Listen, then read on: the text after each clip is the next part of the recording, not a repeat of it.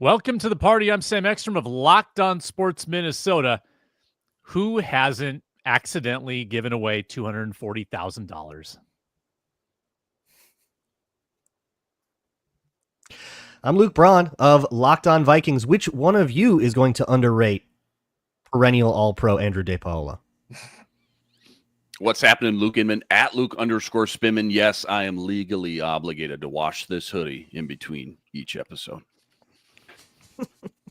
Hey, this is Arif Hasan from WideLeft.Football. Sam Ekstrom wants us to rank Wags? I don't know what's going on now. Locked On Sports Minnesota Podcasts. It's endless Minnesota Vikings talk with the diverse voices of your local experts. It's time for the Minnesota Football Party. It's your guys hanging out talking next level Vikings football. So join in with Arif Hasan, Locked On Vikings Luke Braun, Superior Sports Talks Luke Inman, and Vikings insider Sam Ekstrom, plus the biggest names in Minnesota football for the Minnesota Football Party. And it starts now.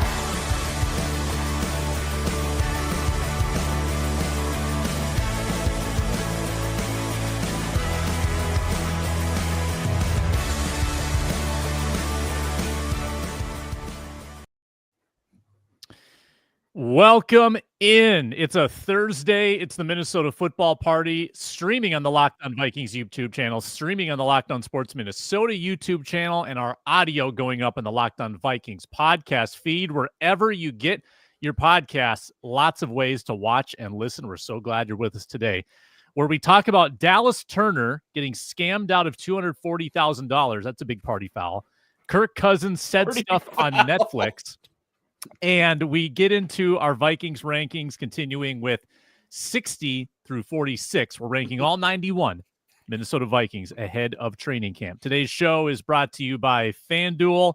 New customers can bet $5, get $150 in bonus bets at FanDuel. Make every moment more. They can also bet $150 if they so choose. Like that. Well, after you bet the $5, you get the $150, and then hey, why not just let it roll? Yeah. Just stack the chips. Paul schemes to get a win. All right. He's due. Hey, Macho Micha's comment, pretty apropos, I think. Sent $240,000 to Inman to get a new It's on the way. It's on the way. I ordered it from Europe. I don't know. It's on the way. Yeah, no, for sure, dude. Oh, It's got a new operating system. No one's ever heard of it. Our lads can take down any quality of computer. Doesn't matter. In Inman's hands? Yeah, absolutely. Our lads is like a directed energy weapon. You guys don't open up all 32 NFL teams at the same time? They do have one page that has the... Actually, I shouldn't be telling you this. Don't worry about it. Don't tempt him with a good time. Who watched Kirk Cousins on Netflix or any of the Netflix quarterback stuff? I didn't. I saw a Sports Illustrated recap of one line that he said in one of the episodes, and so that's my experience with that. I skimmed through. I know you put in the notes, hone in on episode 5, but I kind of skimmed through a little bit. I saw that, and I was yesterday. like, I'm not going to watch. Yeah, that's the one where Kirk Cousins comes back to Minnesota. Yeah, I watched the whole thing, recapped it on Locked On Vikings. You can check that out. Here's my quick couple bullet points. The conversation Kirk and Julie had, a serious one-on-one combo about whether he was going to get booed or not as he's packing, and the whole kind of walkthrough. Like, well, you always get booed on the opening drive, honey. Okay, no matter what. That's just the NFL. Yeah, but if it lasts longer than that, and then Julie's talking about like scrolling on X and like reading, do we boo Kirk this week? Discord, like that was pretty funny. Yeah, I want to like genuinely debating whether or not to like trying to get organized. I remember that conversation. Well, on Twitter. You have to like if you're the only one in the crowd booing, you feel like a dick, right? Right. So you have to get a good read on whether or not we're all are we in this together. There's solidarity. We're not booing Teddy Bridgewater. Oh, I'm the jerk. Okay. In my experience in football crowds, the only guy booing very rarely feels shame about it. Okay, that is true. But that is true. No shame. If you're the kind of person that wouldn't feel bad about asking other people, then you probably should be asking other people. Yeah, you want to organize as a group of. Yeah, generally speaking, I'd argue that people. Organizing is good. Correct, Luke Braun. Yep. Also cool to see him call up Penix a couple hours after he was told he was going to get benched, show his support. I'm assuming that kind of happens more often than not behind the scenes, but just to see. Yeah, I don't know, just to see it. Maybe it's case by case. You're right. Maybe it's case by case. Did not do this. So that is true. That is true. Okay, Tannehill had a little pushback as well. I don't know if Tannehill didn't call, right? Like Tannehill might have just been like, "Well, that's not my job," but he might have been like, "Hey, yeah. Welcome to the team. Hope you don't like playing." You're still like teammates. You have like lockers next to each other, and you're in the room together all the time. Like you're still coworkers. Just total silent treatment. Yeah, but like Flacco just like never got around to it. 1 to 10, use decimal points. How sympathetic did you feel for Kirk Cousins with that whole thing? Like coming home, losing, getting benched, playing hurt. Like, did you feel anything for him? His kids are like, when are we getting back to our house? Mom and dad are like, well, the one kid, I don't know if it was kids Cooper, like they don't quite understand that we don't like live there anymore. I don't know if it was Cooper or the other one, but he was like, why are we hanging out with Vikings people? I don't get it. Right. Like he was over it. Like he bleeds Falcons now. He's done. Yeah. He's done. He's done with the betrayal. Red, one would argue. Yeah. He's like bummed out. He's like mad. He's like, what do you mean? We're hanging out with the enemy? Grow up his whole life rooting against the Vikings, like specifically because they let him walk. I didn't feel too bad for Cousins. I mean, it's the NFL. This happens all the time. It's a bummer. Of course it's a bummer. And I was very fascinated with the way that they like played it out, because the game itself between the Vikings and Falcons was like very much a backseat. And it was all about the sort of emotional turmoil of like going back to where you were for a while and seeing all your old friends. And I think the most compelling part was the handshakes at the end after the game. And a million people want to come up and say hi to Kevin O'Connell, Justin Jefferson, the security guy, like the trainer, like everybody wants to come up and talk to Kirk Cousins. And he is like pretty pissed off because of the interceptions at the end of the game. So he's like trying to put on a face and like be polite to people who are like excited to see him. And you can tell that it's like hard because he's like the really emotions frustrated. are still running. Like there's this really like this really like complicated emotional fog in that moment. And I thought they did a really good job of portraying that, but that was where I found it to be most compelling. But let's be honest, we all feel way worse for Joe Burrow. His entire plot was like a Resident Evil a game, dude, and they were like 4-8. Yeah, that defense. I mean, I knew the Bengals defense. They finally break through one, and he finds out he got robbed, and he can't have the Batmobile anymore. Like, dude, it's a series of unfortunate events, man. Yeah. I didn't watch a lot of the Burrow. I totally forgot that. But I bought it from Warner Brothers. They're making it. They're making it for me. Yeah, he was so excited about the Batmobile, and he's like, "Yeah, I don't think I can have the Batmobile anymore because like everyone knows where I live now." Yeah. No, geez. What's crazy to me though is that like coming out of like if you remember right the Kirk Cousins draft class, I think very few people, even 3 years in to that quarterback tenure, feel like they would end up having more positive feelings for Kirk Cousins than RG3. Like that's the wildest thing to me. I mean, they both kind of, not a ton of people like either of them, but I think a lot more people like Kirk right now. Never go on TV. I will say never become a podcaster. The Batmobile is not like the Toyota Camry where it's like, okay, I'm blended in pretty good on the streets here. Like, I feel like, I don't know, 4.5 minute joyride is what you're going to get out of that. And then, no. Well, he never got it. It never shipped to him. I know. He had to cancel. It was going to take like a year, and he canceled right after the robbery. Money back guarantee. I hope so.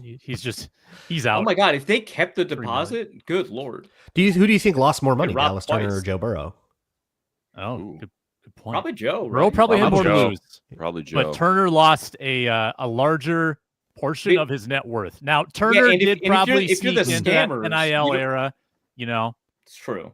So he probably had a little bit in the account, but who do you think made more money? Joe Burrow's robbers or Dallas Turner's scammers? Right. So that's the thing that I want to get into is because he just took some jewelry. You don't have to fence it. That's just money, but you have to fence all of Joe Burrow's stuff, and that takes time and effort.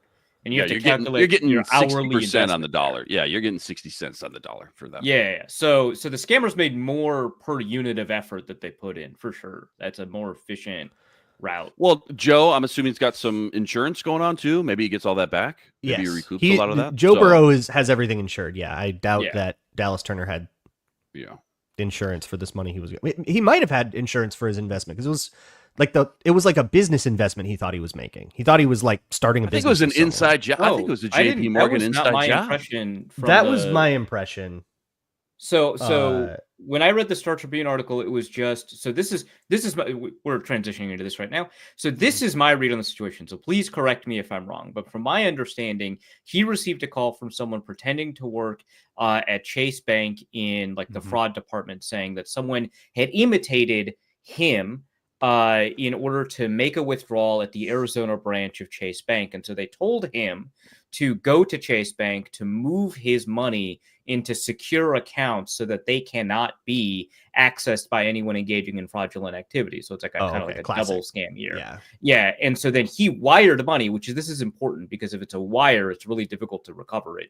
He wired money to two separate accounts. Those two separate accounts are registered as LLCs, right? So like that's what threw me is he wired money to like Food Truck LLC, and I thought he thought yeah. That's but my understanding is he just directly wired this money. So I don't think it was categorized as a business investment. I thought he was just moving money with the understanding that that money would be transferred back to him once Chase Bank had fully investigated this fraud in Arizona. So double scam here. So like, and this is usually how it occurs, is the scammer calls pretending to already be part of like the fraud protection department. So you're kind of like aligned with them and you're not looking for them to engage in fraudulent activity, which is a good lesson for everybody learning about this story. Is if someone from your bank, calls you telling you that they've detected fraud in your account, and they ask you to do something for them, or they ask you to give up information,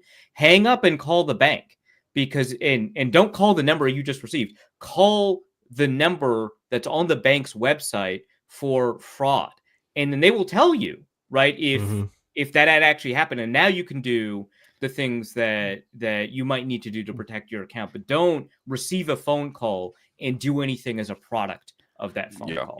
Inman, have you taken the latest, fraud protection training? Phishing from scam. We get the quarterly trainings, and the quizzes at the end are great because it's like it could not be more obvious what the correct answer is, but yet it takes me 2 or 3 times every time.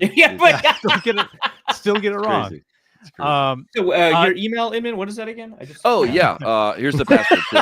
So security, you need that. Yeah, no, for sure.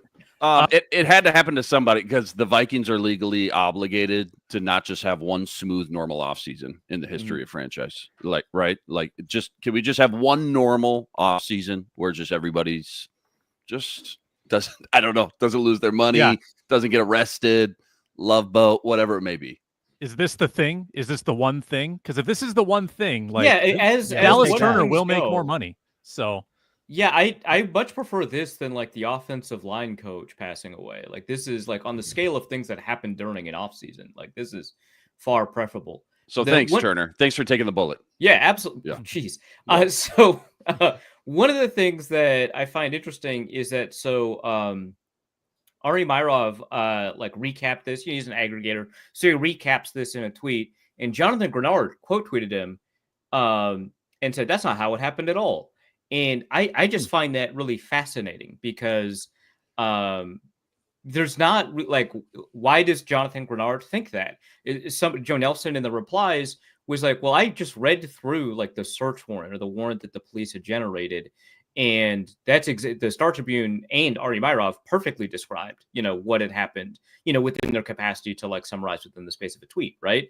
And then Grenard is like, well, I mean, you can't believe everything you read or something like that. Or like, and he's like, well, this is like a conversation that Dallas's attorneys had with the police. Yeah.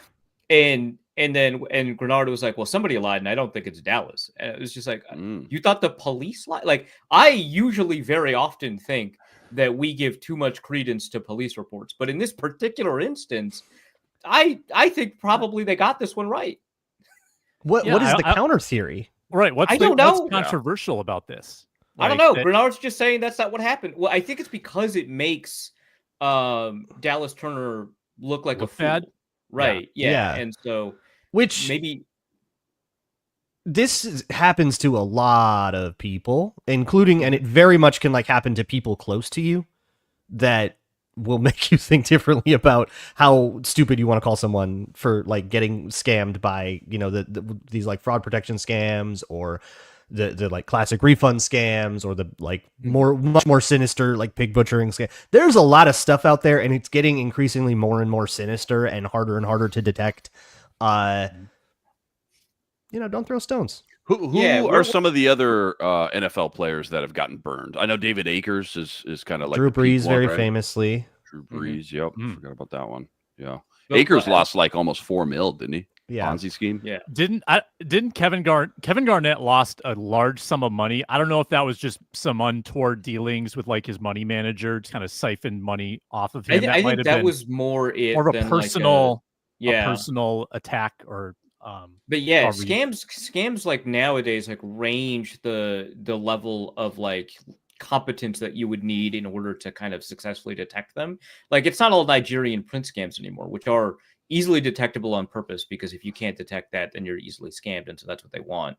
But you know, you have a wide range of scams from people you know, engaging in like obviously fraudulent behavior that if you're not sufficiently kind of aware of stuff that's happening online, you're not aware of the Nigerian print scam or whatever, you'll fall for, all the way to the other end where actually I think, you know, like I had someone try to scam me by pretending to be Verizon and saying like, hey, you know, someone had placed, you know, these numbers, and they got real close to getting me. It took me just like a second before I was like, no, hold on, I'm going to call Verizon security. And the guy on the other end was like, yeah, absolutely go and do that, because there's nothing he can say that's not going to sound. If he says no. Yeah. But like he had done stuff that made me think that he was working with Verizon, because when you log into your Verizon account, it makes your phone behave in unique ways. So I thought he was working with security because my phone was reacting to the things he was saying. Right. And I was like, hold on. It took me, I was like this close. So I don't think, like, I don't want to get like real close into like making fun of a lot of these guys that fall for scams, because like they'll find the level of competence that you're not at and target you at that level. Was there a final comment? One last thing. So Dallas Turner is sort of new to having this much money. He got about $800K in NIL, which is certainly in college, which is certainly not for nothing. But then an $8 million signing bonus. So he's what, like 22 and new to having a bunch of money? Yeah, that kind of feels like exactly the kind of guy that a scammer would want to target. Yeah. Yeah. So that's about 1/32 of his signing bonus, 3%. Yeah, he'll learn from this and hopefully have enough remaining. Let's get in. And hopefully get it back. Jeez. Probably they not. I don't know. I don't know about that. It sounds like the Star Tribune article said they had a bunch of suspects and that they recovered like $2,500, which is probably just like what the bank is willing to. Yeah. So again, wire transactions aren't like reversible, so that's why scammers use it. But the only reason I think that he might get that back is because it sounds like the Star Tribune article said they found a list of suspects. I think subsequent reporting indicated that maybe they have the most likely suspects, and if that's the case, it is potentially recoverable. We get into our rankings for today. We're getting to the bubble, the roster bubble. That's next. Brought to you today by FanDuel. Summer sports still in full swing. Baseball All-Star break coming up. Wimbledon upset earlier this morning. Amanda Anisimova beats Arina Sabalenka. She was plus 225 on FanDuel. The 13 seed beats the 1 seed, and now she's in the Wimbledon final. Yes, tennis wagering available at FanDuel. Also, the Scottish Open this weekend. Love the international sports scene right now. Check it all out at FanDuel. There's great daily promotions. You can track your favorite matchups. You can put together a same-game parlay or browse and peruse the live wagering options. It's all at the FanDuel Sportsbook app. If you're new to FanDuel, new customers can bet $5, get $150 in bonus bets if that bet wins. Bet 5, get $150. Open the FanDuel app today or visit FanDuel.com to get started. All right, we'll try to get through 15 rankings today. Might just be 10, but we'll try to get through 5, then talk to Ron, and then we'll do 5 more. Let's share the screen. Take that down on-air production. And there we go. We did 20 last time. We got all the way down to 61. So we start with number 60. Rattle off 5 for me. Let's go with Luke Inman first. So, full disclosure, I might be in trouble here because I feel like I'm missing like 3 guys all of a sudden. I don't know what happened, but do I have Reddy Stewart and Tyler Batty already on there? You got Reddy. You got Reddy. I don't think you have Batty. Okay. Oh, Nope. No, that's me. All right. Maybe I'm starting there. All right. Tyler Batty. You want me to rip off all 5? Do 5. Yeah. Ambry Thomas, 3rd round pick from the Niners a few years ago from Michigan. Trey Stewart. Do I have Trey Stewart on there? 1 second. Sorry about this. Yeah, you got Trey, 67. Oh, okay. All right. Let's scratch him off. Michael Juergens, Silas Bolden, and Gavin Bartholomew. So you got Juergens off the bubble. That's Yep.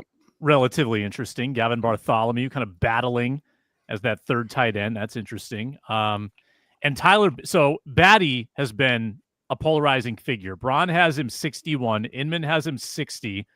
I have him 67. And Arif, have you had him yet? No, you love I have him. not had him yet. So, yeah, so Arif has him presumably highest.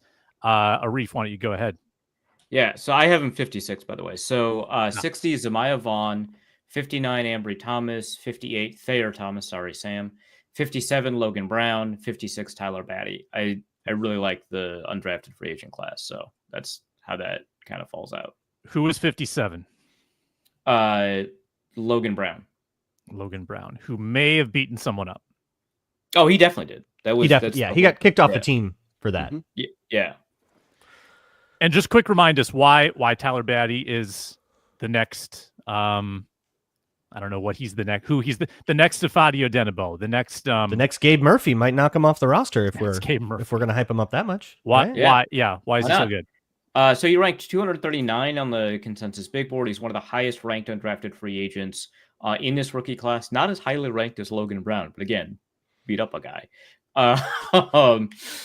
And he's got like prototypical size for an edge rusher. So he's like 6'6", 6'5", something like that, 271 pounds, reasonably productive. So I just figure, if you're ranked as a draftable prospect and you've got the size that people expect an edge rusher to have, that there's not a lot keeping you off necessarily the roster. Now, obviously I have him, not in my top 53, so it's not perfect or anything like that. There's a reason you didn't get drafted, but I think putting him close within roster make range is appropriate for somebody with this kind of profile.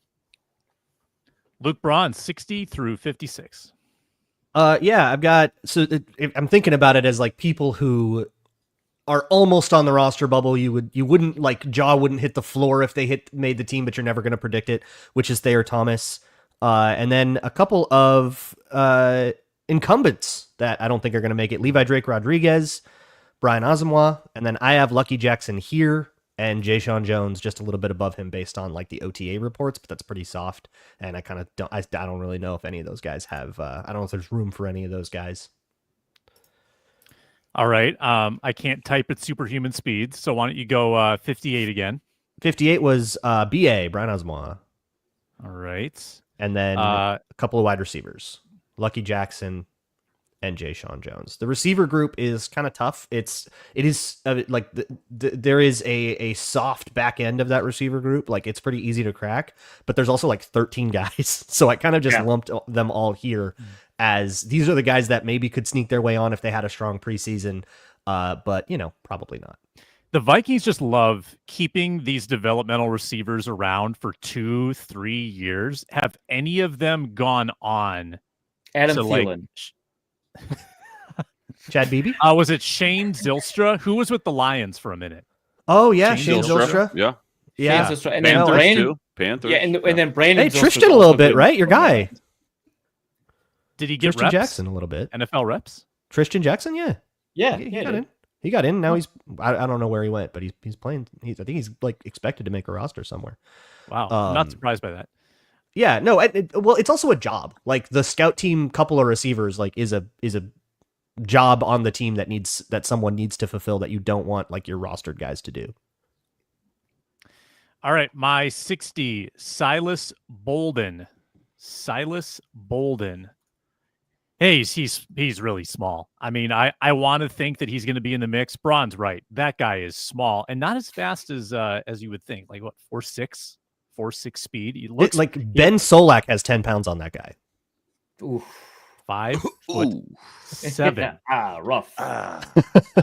I'm gonna go over Sean Lee at number 59. I thought Lee was gonna be my favorite guard prospect, but I think I like Joe Huber more. You're gonna hear from him in a minute. Number 58. We'll stick Lucky right here. Lucky Jackson. I don't think he's gonna make the team.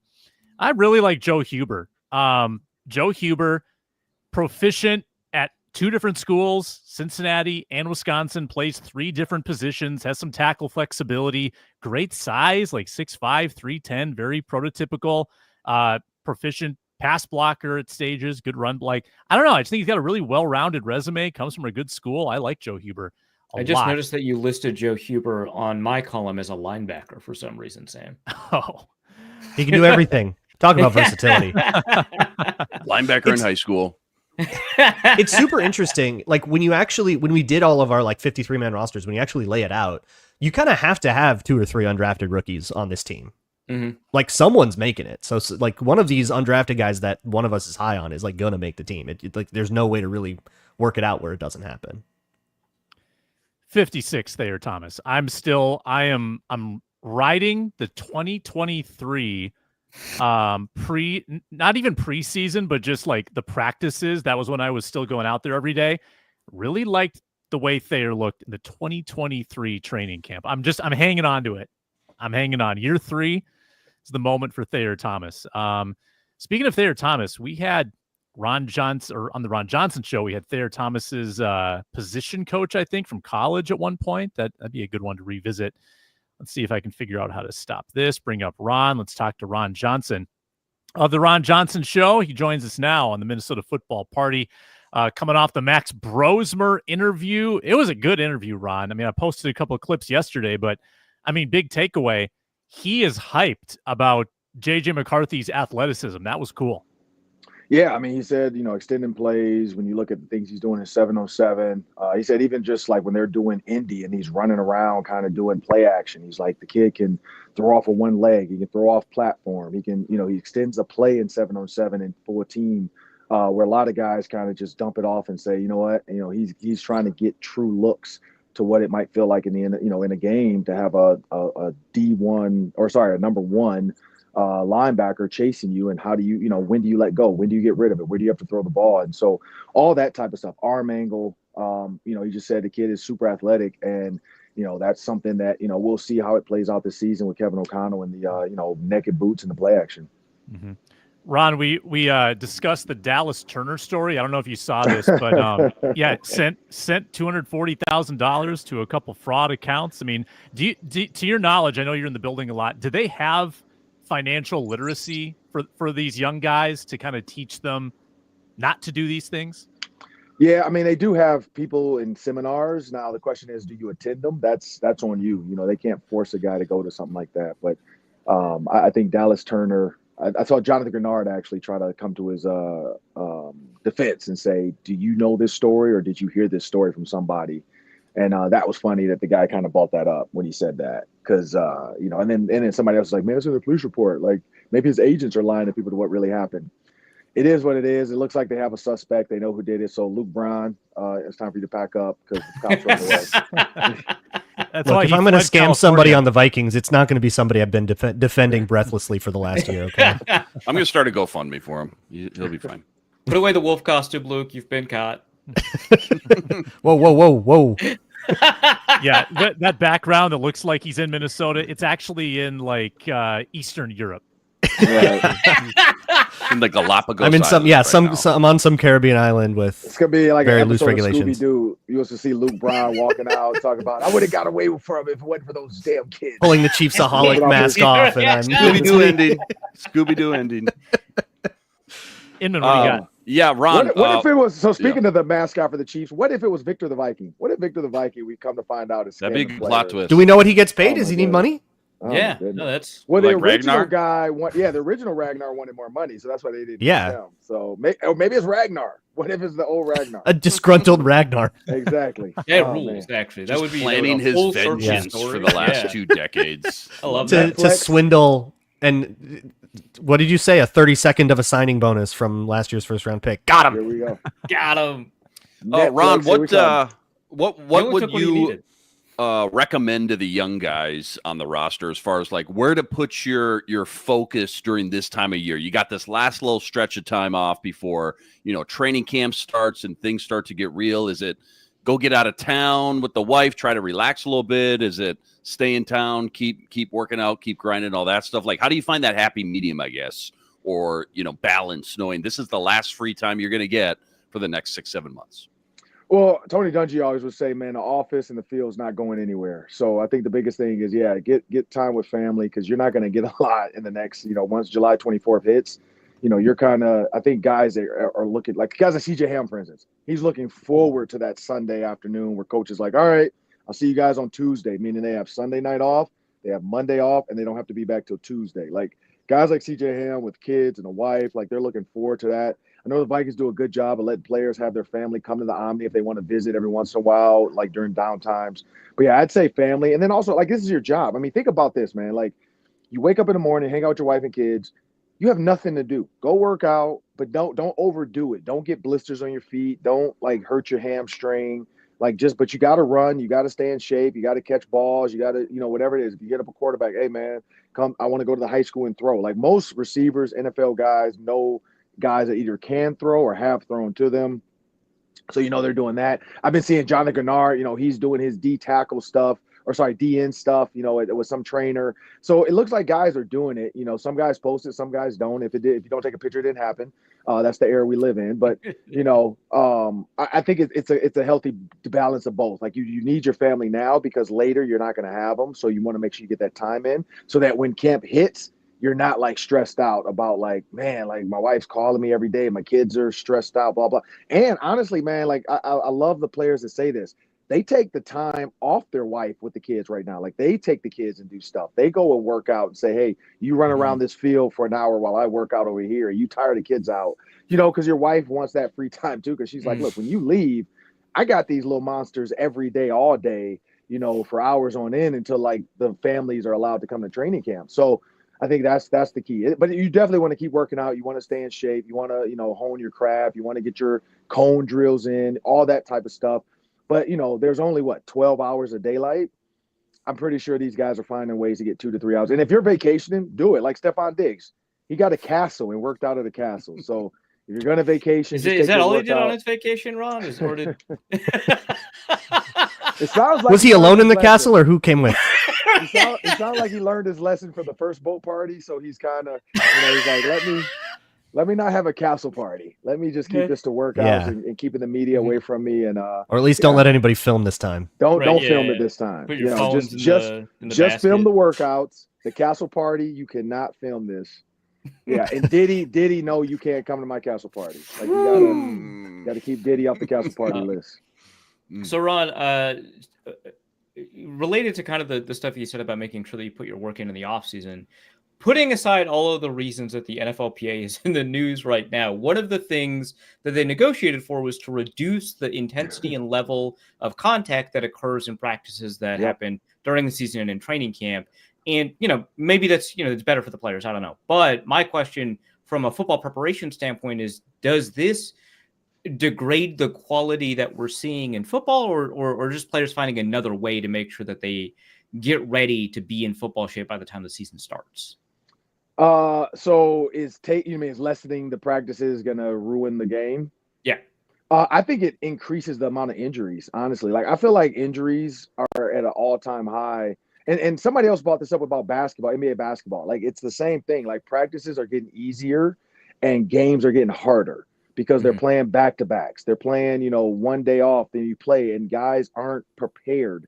And it's the same thing in football. Guys aren't prepared to like have 2 to 3 guys land on them, to be pushed, to be hitting the side of the neck, hitting side of the, I mean, I remember training camp, man, like my third year probably was the worst.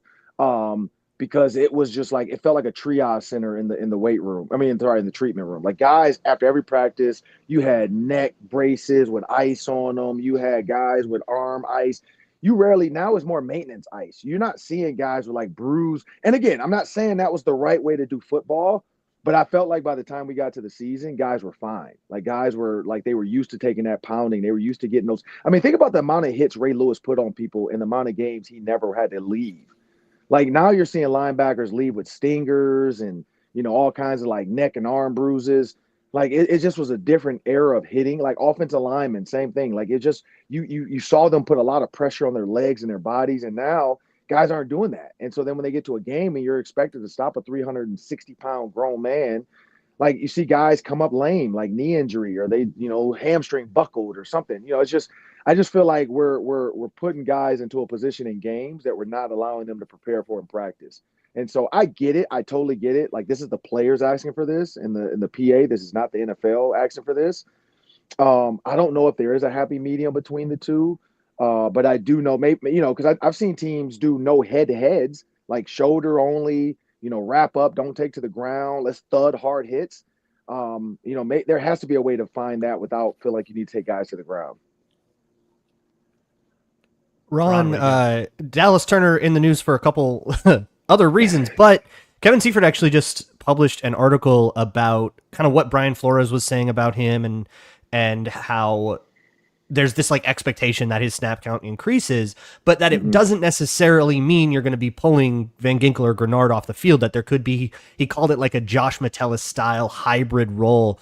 What do you think about that? What do you think that could look like? And how would you approach that situation if you want to give Dallas Turner more snaps, but you don't want to take the Pro Bowlers out? Well, I mean, I was at practice his rookie year, and I think I brought this up with Sam. I was like, well, I don't want to give too much away because I know the media is not out here, and so I don't want to say what I saw. But I know in the past they were working on that.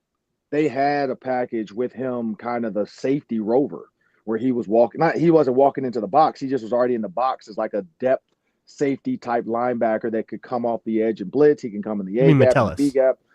No. Like Grenard. Dallas Turner in the box Dallas off Turner. the ball. He did Correct. go off the ball a little bit last year. Yeah. Yeah, but I don't think he grasped GRASP. I can't say it, but I don't think he was able to get it the way they thought he should, and so that's probably why they didn't use it as much.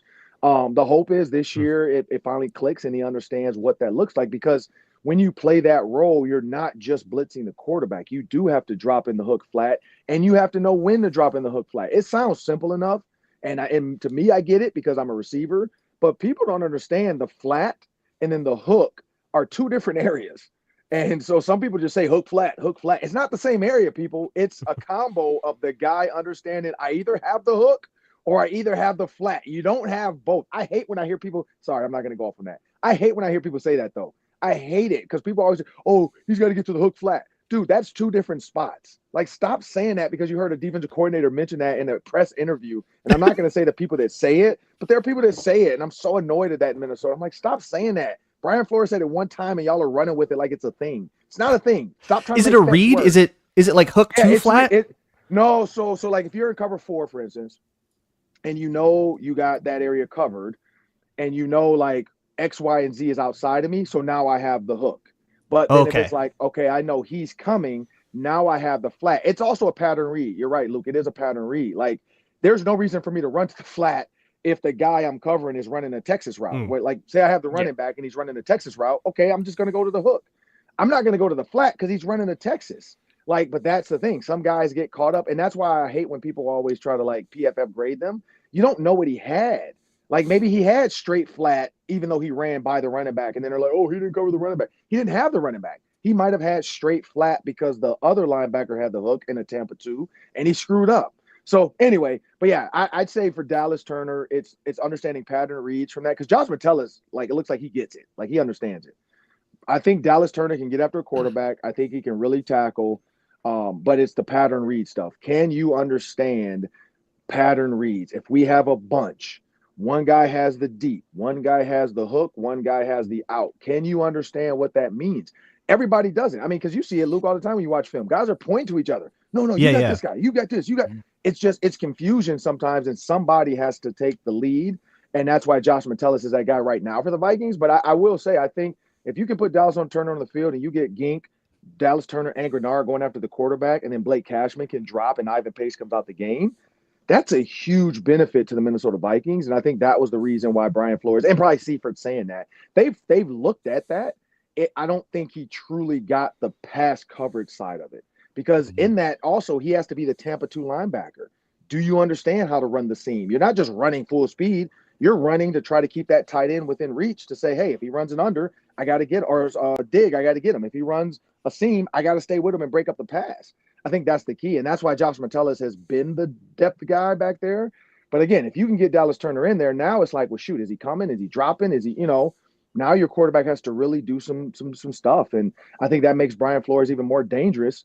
But again, it comes down to what can Dallas Turner grasp in this like scheme. Because we had Theo Jackson on my show, and he said it. He said, man, there's times, he said, I don't want to give anything away. But he said, there's times we look at that iPad and we're like, what the hell is he doing right now?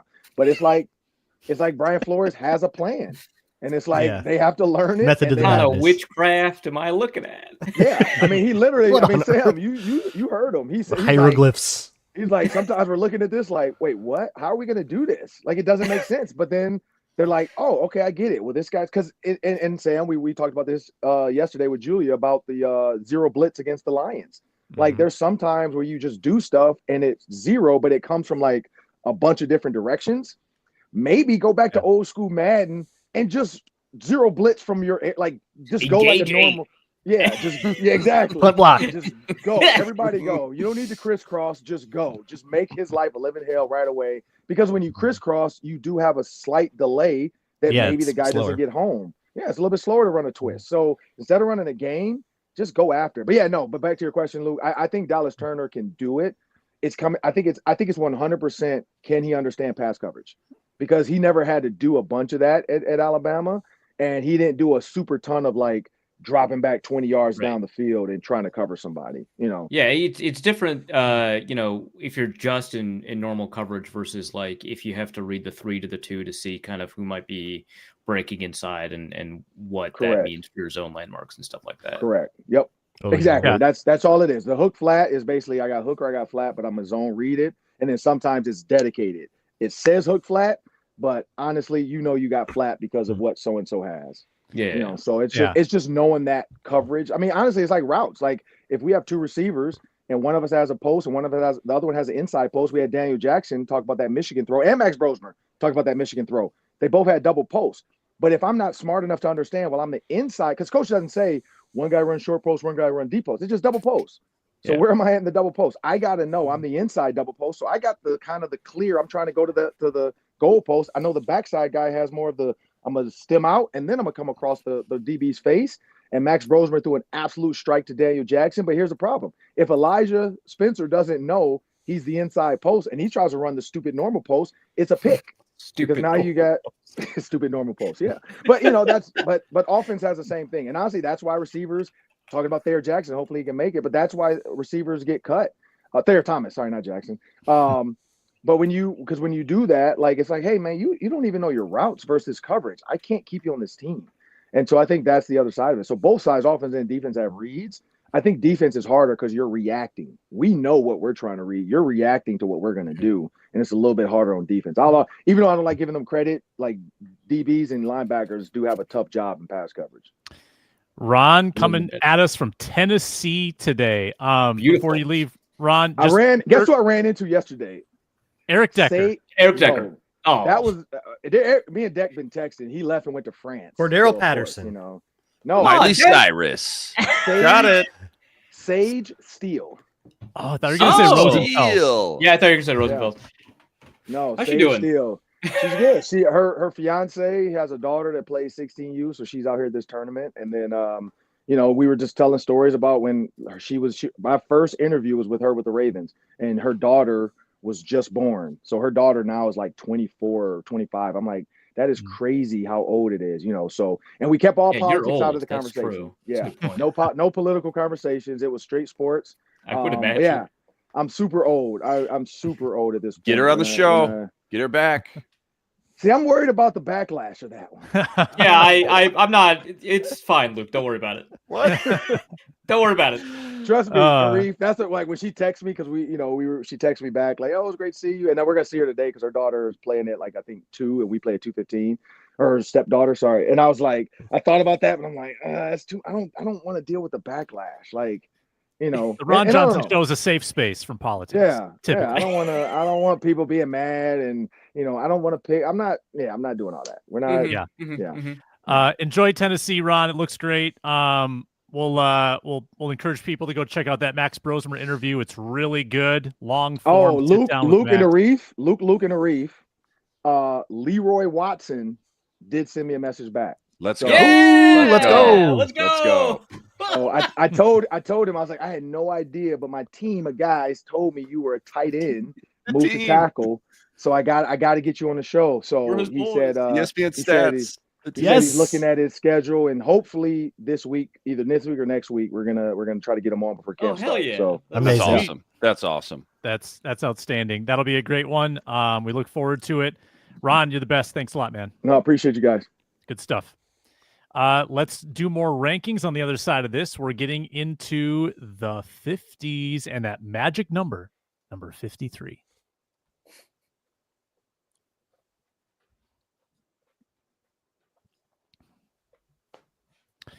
All right, let's reshare the screen. Luke Inman, take it away once more. Here we go. Brian Asamoah, Tavier Thomas, Levi Drake Rodriguez, Logan Brown, Brett Rippon. Levi Drake Rodriguez, Logan Brown, and Brett Rippon. So you've got Rippon at number 51. Remember, I had him like in the 70s. Yeah. Mm-hmm. I had him very low. Yeah. I think 51's probably more like. And where did you have Brosmer again? In comparison, just in comparison. Like 2 spots off. 66. Okay. I did figure out the 3 guys I'm missing. It was the special teamers, DePaula, right? Of course. So yeah. Whoops. Sorry about that. Well, it's not affecting anything now unless you were going to put them in the 50s. Oh God, no. Which basically, like Luke Braun's intro where he talked about DePaula, I was like, wait, did I rank him? And I put an S next to his name for starter, so he did not enter my ranking yet. So I'm fine. Okay, good. I was like, what in the world? Did I forget this guy? No, I got that. Better not. I'm 3-time Pro Bowler, 3-time All Pro. Come on now. So Inman, you got Brown on the team? I do. Logan? Yeah, I do. Yep. He totally did not think about that until you asked that question. No, I've been thinking about. I can't sleep. I haven't slept in 72 hours. Honey, I get it. Dishes, dinner, softball practice. Logan Brown, should he make the team or not? He got in a fight though, honey. He got in a fight 2 years ago. He got into a fight. What do I do, Callie? It's super important, by the way. Look, it's funny joke. We do not know what that fight was about, or if that guy deserved it. That's just important, story, right? Well, but the thing is, if the guy deserved it, I don't think Wisconsin kicks it because it was Wisconsin, right? I don't think Wisconsin kicks him off the team because they've had spicy offensive linemen before, right? That is true. It's a big bar. I'm just saying we don't know. Bar you gotta hit. I'm just saying we don't know. We don't know what happened. And the public comments from the head coach, whose name I'm forgetting, they were pretty definitive. Like, yeah, no, I don't know why that guy said he is like choosing to enter the transfer portal. We kicked him off the team. Yeah, he had to clarify. No, we kicked that dude out. Yeah, which is like, oh my god, dude.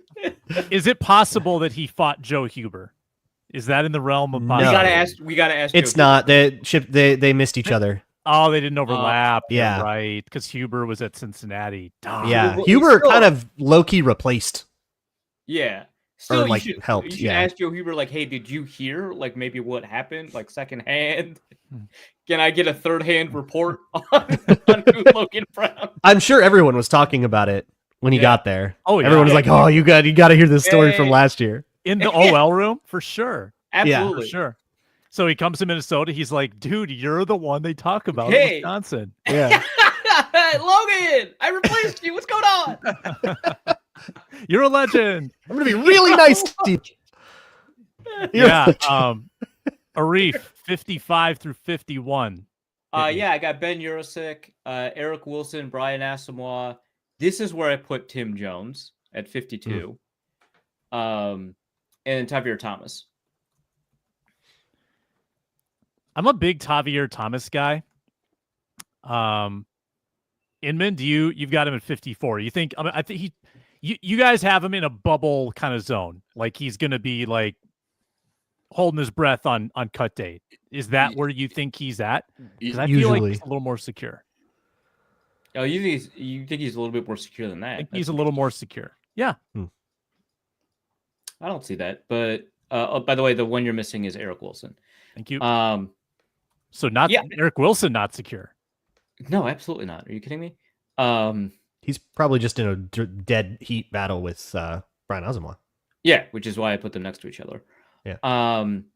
Yeah, I mean, Tavierre Thomas is not somebody that strikes me as, absolutely locking down a roster spot at this point in his career. It's somebody that I could see him losing the job to Ambry Thomas, who I have ranked at like 59. I think that there's a reason for me that they're this close.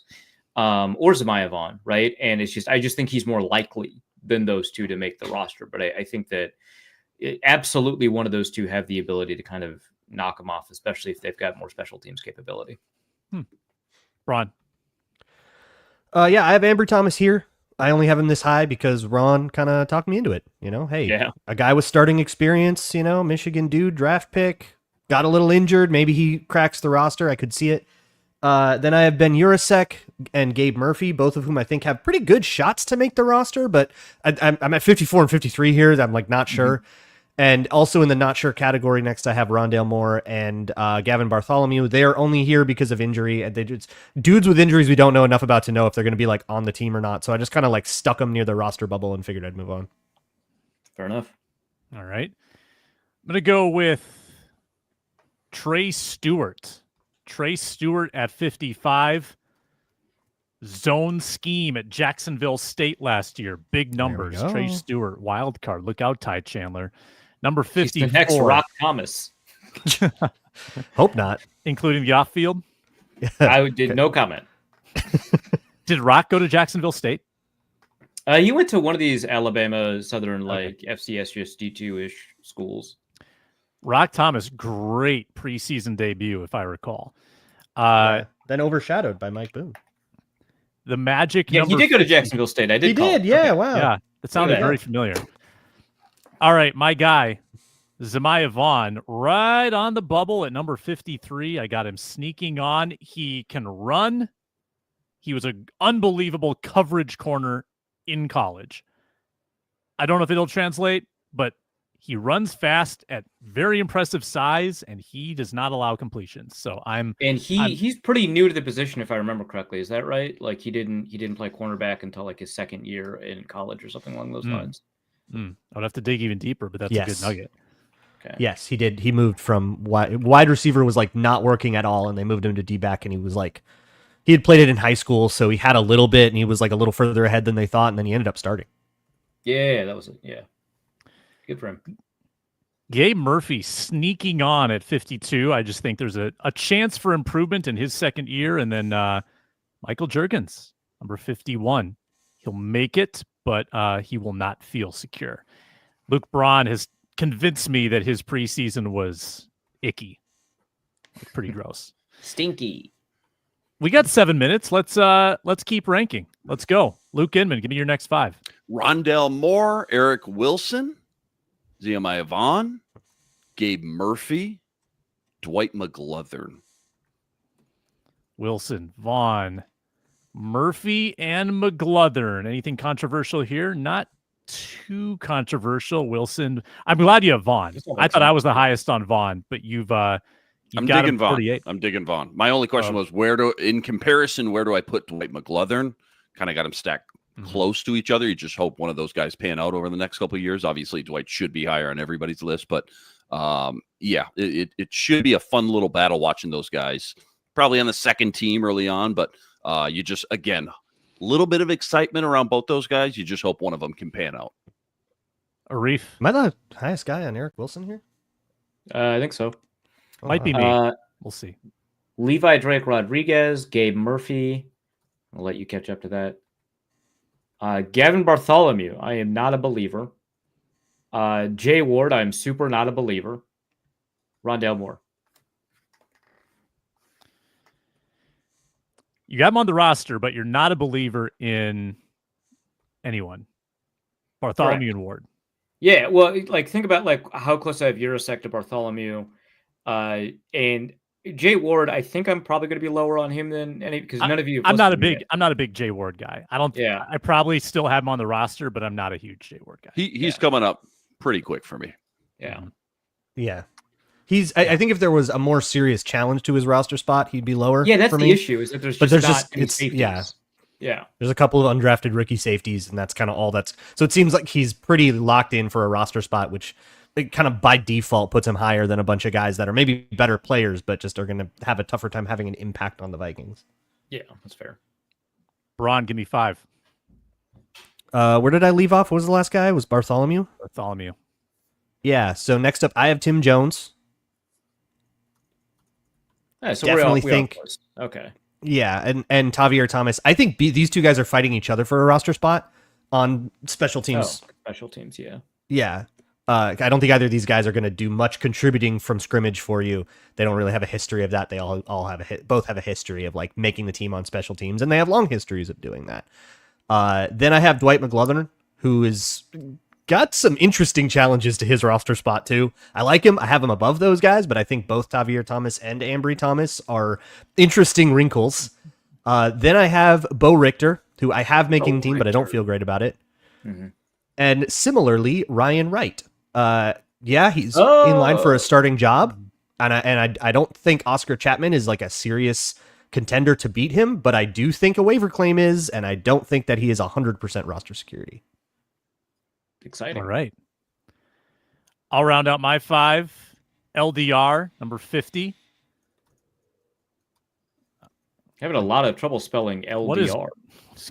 Yeah, my sheet is going nuts here. I got Kobe King. Am I the first one to? You are, but he was going to be on my next. He's bunch coming. Of players. The next clump. Yeah. Bo Richter, number 48. Bo Richter. Just an effort. I just love guy. that name, dude. I can't stop. Yeah. Taki. Got Taki 47. That's a crowded room. Yeah, Taki's in my next clump as well. That is a very crowded room. Yeah, I mean, you got your starters set. You've got Redmond, who I think is pretty high, probably on people's lists, and then you got LDR, you got Taki. I don't think did they bring in any interior guys in as a UDFA. They didn't really add to that room because they know they're jam packed already. But Taki's going to be DT5, DT6, and then Walter Rouse, number 46. Again, I'm the first one to mention. I'm first one to mention him, but I don't hate him. We are one rank off of each other on him. So okay, it feels like a lot of these guys now are kind of all in that same clump. Yeah. Although I'm much higher on McGlothern, it looks like, than the rest of you. So no, there's like the occasional, but yeah, it's this is all pretty chalk. Yeah.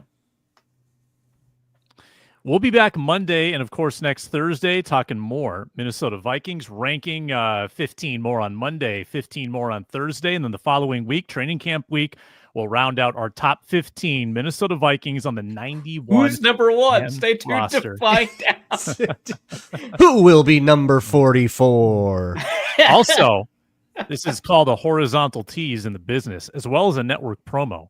Wednesday, Locked On's top 100 NFL players drops. So next Thursday, we get to rip whoever made the list and be like, snub, too high, too low, wrong, bad. We get to tear the company apart. That'll be fun.